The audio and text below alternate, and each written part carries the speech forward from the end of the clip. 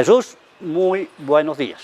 De nuevo en la plazuela Barbatuscos, disfrutando del ambiente, del clima y con otro aspecto de cultura importante para la comunidad, aprovechando pues la bondad del canal TV San Jorge, que nos ha permitido comunicarnos y comunicarle a la gente cosas que de pronto no conoce, o si las conoce muy poco. Entonces, nuevamente arrancamos esta vez con un tema muy importante para todo el mundo, que es el urbanismo de Ocaña. Urbanismo, patrimonio cultural, construcciones, desarrollo urbanístico de la ciudad, crecimiento, etcétera. Me parece que el tema vale la pena porque poco se conoce. Claro que sí, Lalo, buenos días, muchas gracias por esta invitación. Este nuevo espacio, este nuevo set, está hermosísimo. Hermosísimo. Este lugar es apacible, es tranquilo, para estar en familia, genial. Y el tema que has propuesto, Lalo, me parece 1A, me parece fundamental que conozcamos cuál ha sido la génesis, la evolución urbanística de nuestra querida ciudad de Ocaña. Hay un asunto, Jesús, muy importante, y es que lo hemos repetido en otras ocasiones y en algunas reuniones de la Academia de Historia, como no se ha hecho ninguna investigación arqueológica en la zona, es como muy difícil hablar de la época prehispánica. Sin embargo, algunos datos suministrados, por ejemplo, por Eustoquio Quintero, por allá a finales del siglo XIX, indica que alcanzaron a determinar en ciertos sitios construcciones circulares, lo que quedaba de ellas. Ajá. Y eso se ajusta a la historia de la arquitectura en Colombia, porque uno encuentra que los investigadores de la arquitectura en Colombia comienzan a describir, con base sí en investigaciones arqueológicas muy concretas, que la distribución de lo que pudiéramos llamar urbanismo prehispánico es circular, y están una cantidad de ejemplos, incluso de tribus que todavía perviven en Colombia. Claro. Es exactamente, es circular, a diferencia de lo que vaya a realizarse a partir de la fundación de Ocaña, con base en la legislación de Indias, que tiene una distribución completamente diferente. Claro, es forma de damero, es exactamente ortogonal, líneas rectas fundamentalmente, y ángulos rectos, para ser más exacto. Sí, Lalo, la verdad es que hay incluso un mapa que en alguna oportunidad usted lo dio a conocer, lo expuso. Es un mapa elaborado a mano. Elaborado a mano. Es donde nos muestra cómo fue el primer reparto de Ocaña. Es un reparto que gira en torno a la cuadrícula del hoy Parque Plaza, o bueno, 29 de mayo. Y apenas constaba de 8 manzanas.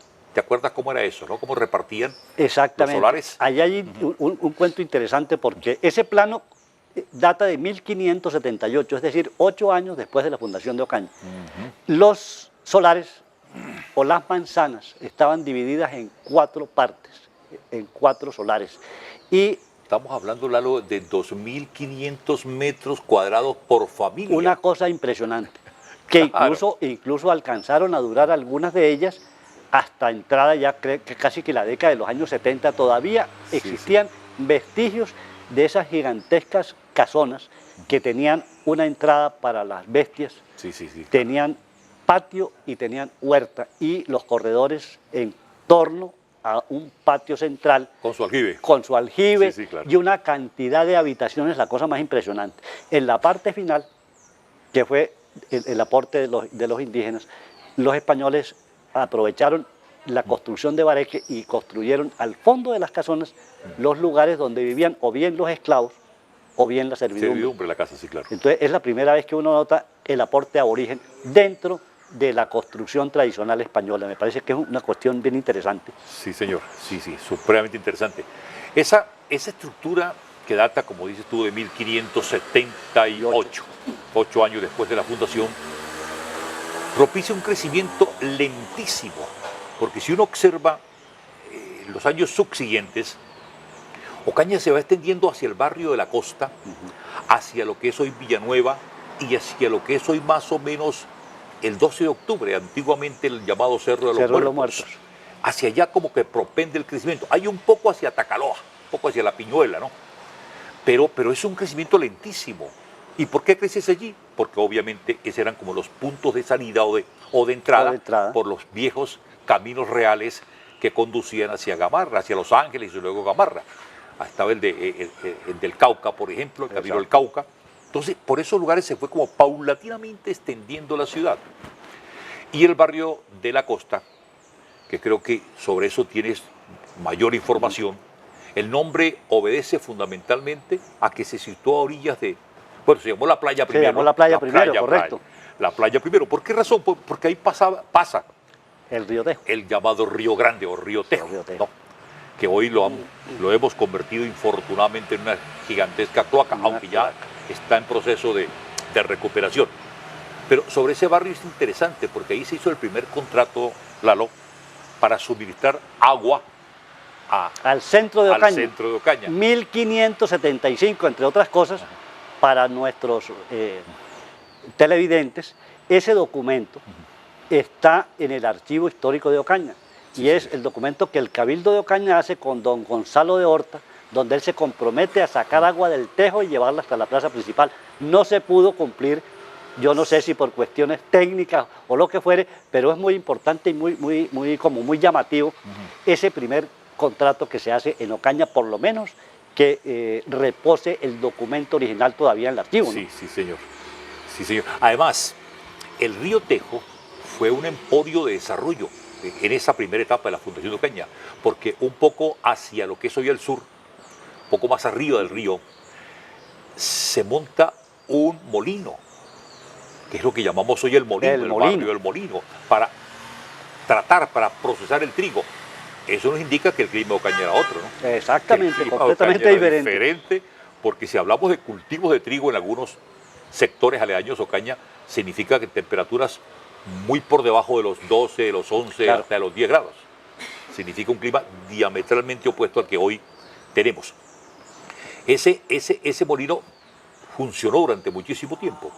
Hoy, infortunadamente, pues está totalmente en ruinas, lamentablemente, a pesar de que el municipio lo declaró Patrimonio Cultural Municipal. Cuando Vergel Prada era Cuando Luis Eduardo Vergel Prada, que hizo una labor muy interesante sobre el patrimonio. Hay una cosa interesante para nuestros televidentes, cómo se fundan las ciudades españolas en América Latina y en Ocaña, fundamentalmente tocando el tema nuestro.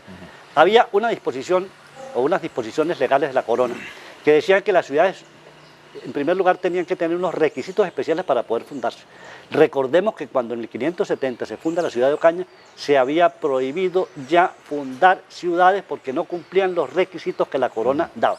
Sin embargo, Ocaña hace parte de esa, digamos, de esas disposiciones, y ellos exigían que la ciudad estuviese cerca de una fuente de agua para poder, digamos, facilitar la supervivencia de los vecinos. Y la otra, que tuviera fácilmente la posibilidad de la defensa contra ataques exteriores, es decir, que fuera un punto estratégico. Estratégico, señor. Hay un malentendido en algunas personas, no sé de dónde sacaron esa especie, que Ocaña se fundó primero en lo que hoy es el Llano de los Alcaldes, por una tergiversación histórica que se dio en la lectura o en la mala interpretación de un documento colonial. Otros afirmaban que Ocaña se había fundado inicialmente en el Valle de Ábrego. Ninguna de esas circunstancias es verídica. Tiene razón. Ocaña se fundó en el lugar donde se encuentra, es decir, en el valle que nosotros denominamos tradicionalmente Valle de los Acaritanos. Y allí siguió todo su proceso y está demostrado en ese mismo documento donde aparece el plano de 1578, que no tuvo ningún tipo de modificación o alteración, para despejar esas dudas que tenían algunas personas, entre ellos estudiantes.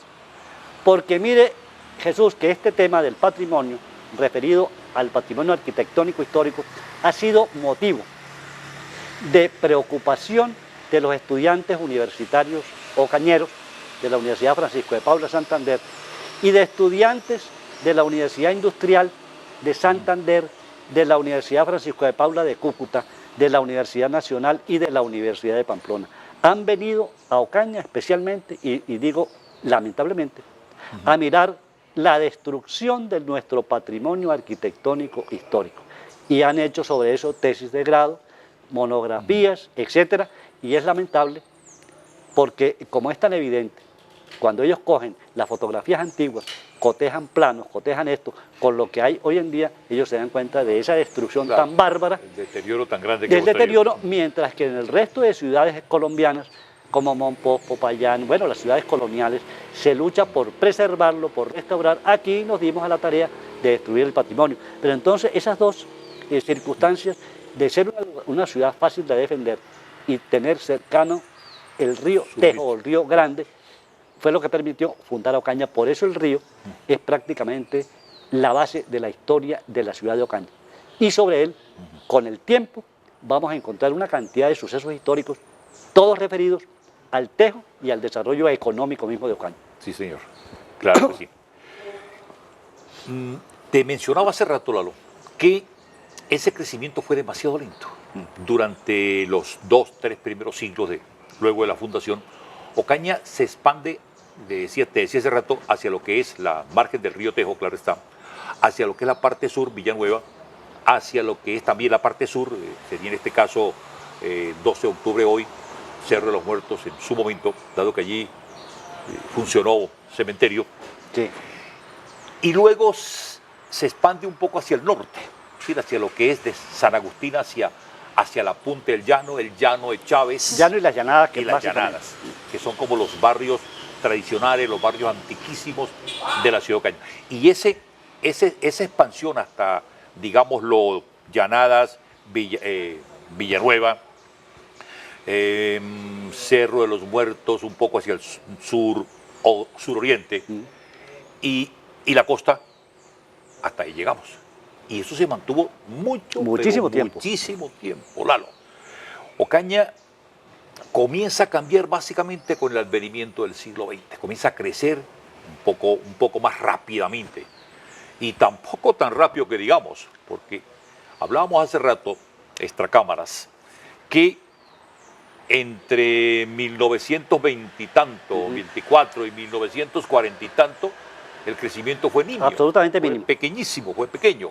Ese crecimiento se va a disparar en cierta manera es en la década de los 60. Y ahí vale la pena mencionar que eso está demostrado a través de la cartografía histórica de Ocaña. Primer plano, 1578.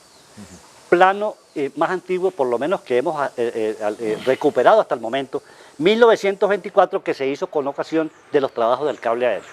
Claro. Sigue luego un plano que salió publicado en una guía de turismo de Cúcuta de 1934. Luego sigue uno de la década de 1940 y ya luego encontramos ya los que corresponden el Plan Básico de Ordenamiento Territorial. Bueno, ¿qué observa uno ahí, digamos, a vuela pluma? Lo que acabas de decir, no se modifica Ocaña entre el 24 y la década del 40. El crecimiento es tan mínimo que casi pudiera uno superponer un plano sobre otro y notaría lo mínimo del crecimiento urbanístico de Ocaña. Entonces es un fenómeno interesante para las personas o los arquitectos o los investigadores de la parte de desarrollo urbanístico de Ocaña. Lo que nos lleva a la conclusión de que el crecimiento de Ocaña se da básicamente sobre la base de un factor que no es ordenado, que no es planificado, que no es estructurado, y son las famosas invasiones. Las famosas invasiones, pero antes de entrar a las invasiones, que es un tema absolutamente indispensable para poder entender el desarrollo y el crecimiento de Ocaña, cómo eran esas construcciones tradicionales y coloniales de Ocaña. Claro. También los arquitectos tenían una visión muy interesante frente al medio geográfico que manejaban. Uno observa las construcciones coloniales, por ejemplo, de terrenos fríos como Tunja, como Bogotá, y las compara con las de Ocaña. ¿Qué hay de elementos iguales? La tapia pisada, teja, madera, caña brava y paja. Y paja en algunas ocasiones. Y otras teja española. La otra teja española. El piso, tableta de barro cocido. Ese es el parámetro general de la construcción española. La casa que hoy vemos en la ciudad, en Ocaña, deviene de la famosa antigua casona de hacienda colonial, que fue la primera que se hizo porque los encomenderos tenían una prioridad y era atender los reductos indígenas y los sitios productivos, y para ello hicieron esas casonas coloniales. Hay algunas todavía en Ocaña. Yo recuerdo una que pueden fácilmente los arquitectos, digamos, observar, es donde don Luis Felipe Trillos tenía su fábrica de vinos, que queda en la vía que conduce hacia la ermita. Quebrada Seca. Bueno, cerca de Buena Vista hay otra casona que se llama precisamente La Casona, con la misma estructura de casa colonial de hacienda antigua. Y yo no sé en qué estado se encuentra hoy en día, valdría la pena que alguien tomara una fotografía de Venadillo, que también fue una hacienda colonial. No sé en qué condiciones se encuentra hoy en día. Esa casa está en ruinas. Niña muy gentil, gracias, como siempre, muy amable por su atención. Lalo, creo que eso está en ruinas. Está en ruinas. Esa casona a que hace referencia en el Atillo, dices tú, o Venadillo. Venadillo. Ah, no, yo hablo del Atillo. El Atillo la destruyeron. Está en ruinas, sí. Bueno, el Atillo era otra también, casona de hacienda antigua. Bueno, de ahí toman el modelo, lo transportan a la ciudad y se ajustan a las manzanas. En Ocaña es muy poco ya lo que nos queda de patrimonio original colonial. Algo de republicano, y lo demás es arquitectura tradicional, es decir, arquitectura hecha con el mismo tipo de, digamos, de sistema que los españoles trabajaron. Entonces, los barrios, parte de los barrios de la costa, Tejarito, Las Llanadas, El Llano, Carretero, Villanueva, están construidos no con arquitectura colonial, sino con arquitectura tradicional, es decir, copiando la estructura o la forma de construcción de los españoles. Entonces, eso es también interesante. Ajá. Frente a las construcciones ya contemporáneas que ya utilizan el ladrillo directamente, etc. Bueno, entonces ahora sí, entremos al tema importante, ¿cuándo comienza el crecimiento urbanístico de Ocaña propiamente dicho? Sí, te hacía referencia a que ese crecimiento desaforado, anárquico en cierta manera, se da con las invasiones. La invasión primera de Ocaña se dio en lo que hoy llamamos Barrio La Torcoroma y Barrio Jorge Vilches, pero en su momento fue la invasión de Sebastopol. La Conejera, Sebastopol, toda esa parte. ¿Por qué ese nombre, Sebastopol? Haciendo remembranza a un suceso importantísimo en la Segunda Guerra Mundial, que fue el sitio que los nazis le hicieron a la base de Sebastopol, en Crimea. Eso duró más de un año, fue heroico la defensa de Sebastopol. Y los invasores que consideraron a bien recordar ese suceso y le dieron a esta invasión ese nombre. Nombre que después pues, no tuvo mucho arraigo y terminó desapareciendo. Esa invasión de 1933 pues estuvo jalonada fundamentalmente por, ¿te acuerdas? Por este señor Ibarra y Solano. Ellos fueron como las cabezas de ese proceso, y ahí comienza ya Ocaña a expandirse mucho más de ese lindero tradicional del que estábamos ortogonal haciendo del que habíamos hecho referencia. Exactamente. Y luego viene la invasión más grande, que fue la invasión de 1975. La primera, 63 y luego sigue la del 75, correcto. 75, sí. Esa invasión la impulsaron fundamentalmente, la impulsó un movimiento político que era el MOVIR. Y al frente de la misma estuvo un muchacho, infortunadamente ya fallecido, Huberti Serna, un muchacho pero muy inquieto.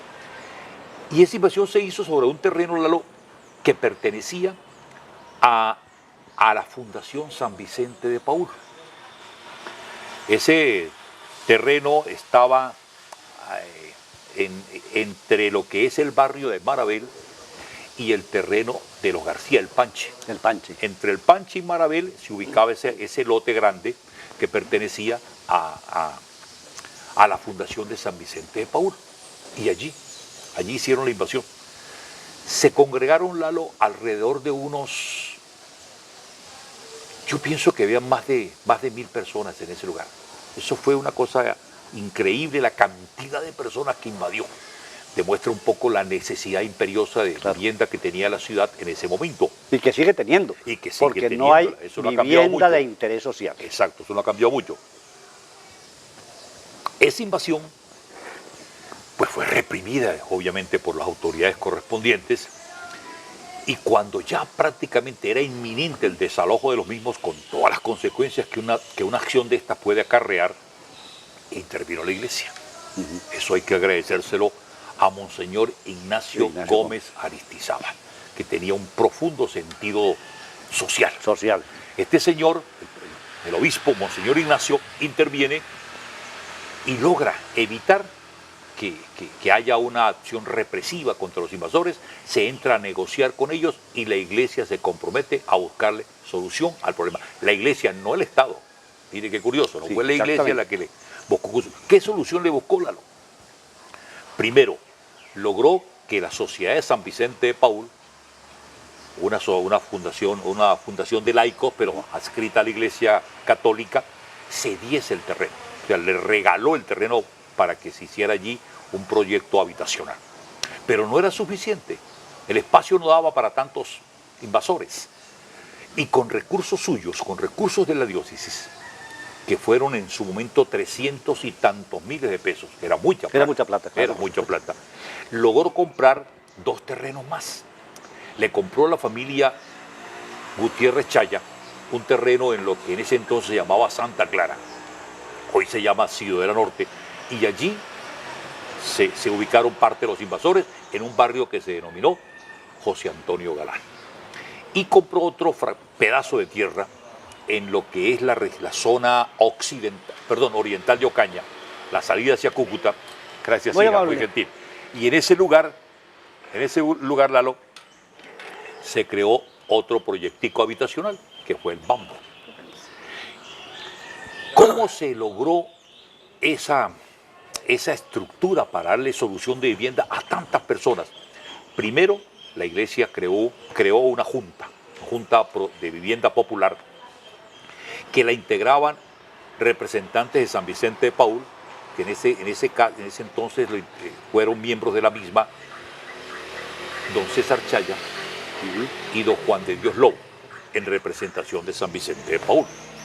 Como representación de la iglesia estaba el sacerdote de San Agustín, el padre Velázquez. Como representante de los invasores, Huberti Serna. Y a mí el obispo me designó porque yo formaba parte de un movimiento eclesial en la época que se llamaba Hombres Nuevos.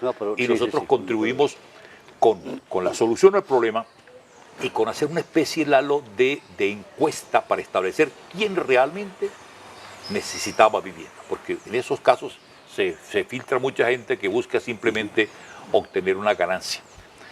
Luego de ese estudio que Hombres Nuevos hizo, se concluyó que se necesitaban 1.300 soluciones de vivienda.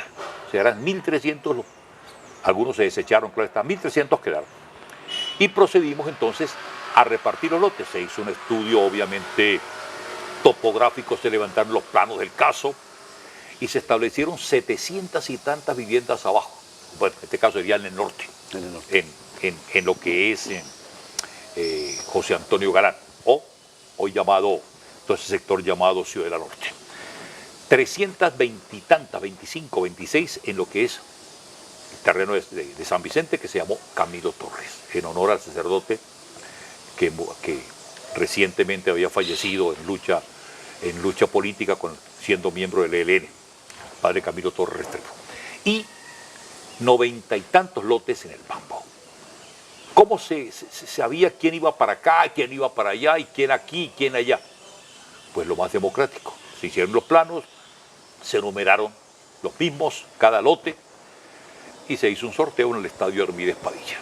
Ahí se citaron a todos los invasores, cada uno sacaba la balatica y sabía que le correspondía el lote X. El lote tal, claro, en el muy lugar interesante, X. claro. Y fue muy democrático, y de esa manera Ocaña creció de un par de meses para otros en 1.000 y pico de unidades habitacionales más. Eso fue un crecimiento enorme, impresionante, que obligó al municipio, a las autoridades, a buscarle solución de servicios básicos. Con Camilo Torres no hubo mucho problema. El problema se presentó fue con José Antonio Galán, porque no había agua. En ese entonces la empresa que operaba era Emponorte, y no tenía la capacidad para suministrar agua allá. Es cuando surge entonces la necesidad de los habitantes de la zona, que es valiosísimo, de crear su propio su propio acueducto. Que es una experiencia maravillosa. Maravillosa. Yo creo que es ejemplarizante. Ellos crearon su propio acueducto y hoy le está suministrando agua a un vasto sector de la ciudad gracias a ese esfuerzo colectivo de la comunidad, en ese entonces llamada Santa Clara, hoy, repito, Ciudadela Norte. Esa fue la invasión más grande que tuvo Ocaña y ese es el nacimiento de esos tres barrios, Bambo, Camilo Torres y José Antonio Galán. De allí en adelante ya se aplica como una constante histórica que el mecanismo más expedito, el más adecuado, el más apropiado para crecer son las invasiones y la aprovechan los políticos. Y exactamente, a eso iba a hacer referencia. Sí. Lamentablemente, la necesidad de vivienda, que sigue siendo algo sentido por la comunidad ocañera, ha sido manipulada por políticos para cuestiones de tipo electorero. Sí, eso es lo que han hecho. Y esa circunstancia ha hecho que se hayan legalizado invasiones en terrenos de alto riesgo, sí, que afortunadamente en Ocaña no ha habido una ola invernal como la que ha ocurrido en otras ciudades de Colombia, porque o de no la tragedia hubiese sido espantosa. Yo me pongo a pensar cómo, la Santa Cruz, claro, un mandatario, entendiendo que el terreno es de alto riesgo, va a conceder títulos en vez de buscar reubicación exactamente en el sector de la Santa Cruz, sí, o aquellos barrios que están localizados en cauces de arroyos que aparentemente están secos, pero todos sabemos qué ocurre cuando son las olas invernales. El agua busca nuevamente salir por allí. Entonces me parece que allí en ese caso, parte de este crecimiento ya más contemporáneo se ha dado de una manera irresponsable, sin el adecuado acompañamiento de una planificación y bajo la mirada indiferente de los diferentes alcaldes de los últimos años, que para quitarse el problema de encima, sencillamente dejan pasar. Y hoy en día yo creo que Ocaña tiene una situación bastante grave porque están peleando con toda la razón muchos sectores porque no tienen todavía ni agua ni luz, las calles son espantosas porque las hicieron sin planificación y yo digo, no están mirando el bienestar de la gente, sino los intereses que están escondidos tras de aparentes necesidades sociales, porque yo no he visto hasta el momento, yo no me acuerdo, por lo menos, en los últimos años, que las administraciones municipales hayan implementado una acción de vivienda de interés social que permita a la cantidad de gente que no tiene vivienda acceder a ella de una manera adecuada, fácil. No ha habido eso. Entonces el crecimiento de los últimos años ha sido desordenado y se rompió, lógicamente, de acuerdo a lo que hemos venido hablando, la estructura ortogonal, y hoy la ciudad es una ciudad gigantesca que no tiene control por parte del estamento municipal porque no ha logrado entender ese crecimiento ni buscar los mecanismos para que la gente tenga una buena calidad de vida. No se trata de que tengan vivienda, simplemente, sino que esa vivienda esté en condiciones dignas. Y sabemos muy bien que la mayoría de estos cinturones que rodean el antiguo centro histórico de Ocaña no tienen condiciones dignas. La gente está viviendo de una manera espantosa, lo vemos a cada rato en televisión. Cuando se hacen los videos de algunos sectores de Ocaña, nos damos cuenta de las situaciones lamentables, terribles, de las protestas ciudadanas para que les arreglen una calle. Cada vez que llueve se abren prácticamente las vías, o si se pudieran llamar vías, y con el peligro de los niños, de los ancianos. Entonces hay un problema dentro del desarrollo urbanístico de Ocaña. Yo sé que en este momento hay un secretario de planeación que es una persona seria, que es el arquitecto Velázquez. Yo no sé hasta qué punto pudiera él comenzar al menos a tratar de buscar una manera de solucionar los problemas de las invasiones que están sobre terrenos de alto riesgo. Sabemos que el municipio no tiene esa cantidad de recursos, pero uno dice, bueno, ¿y entonces para qué está la gestión de los alcaldes? Los alcaldes están en la obligación de hacer gestión para poder lograr darle una calidad de vida mejor al ciudadano. Sí, pero mira, sobre ese tópico en particular, hay una cosa que me imagino que nosotros la conocemos, pero creo que buena parte del pueblo la desconoce. Y es que Ocaña ha estado vetada para los programas de vivienda de interés social. Mientras Ábrego, por ejemplo, ha recibido 200 unidades de vivienda, nosotros no hemos recibido ninguna. Todo porque infortunadamente las administraciones no han sabido manejar adecuadamente los recursos, no han presentado los informes que hay que presentar en el momento que hay que hacerlo. Puede que no se hayan robado absolutamente nada. Pero el trámite burocrático pero no han es, hecho las claro, cosas como tienen que hacerse y consecuencia de ello hemos sido vetados. Hasta ahora creo que están despejándose algunos de esos vetos y es probable que en el futuro cercano tengamos la posibilidad de que esos proyectos macros de vivienda de interés social lleguen también a nuestro pueblo. Pero para ello implica mucha gestión. Hay que hacer muchísima gestión, Lalo, para que las cosas de verdad operen. Y procurar que antes de pensar en levantar X, Y o Z unidades de vivienda, primero lleguemos con los servicios públicos. Perfecto, estamos de acuerdo. Lo que nos permite un crecimiento ordenado, un crecimiento armónico, un crecimiento que respete la dignidad de las personas. Exacto, Jesús, y me parece que el tema por lo menos le abre la posibilidad a la gente de que piense un poquitico más en lo que estamos viviendo actualmente. Muchas gracias, Jesús. No, gracias a vos, y de verdad, muy bueno esta oportunidad y te repito, este nuevo set me parece fantástico, extraordinario. Lalo, Bueno, muy bien. que estés muy bien.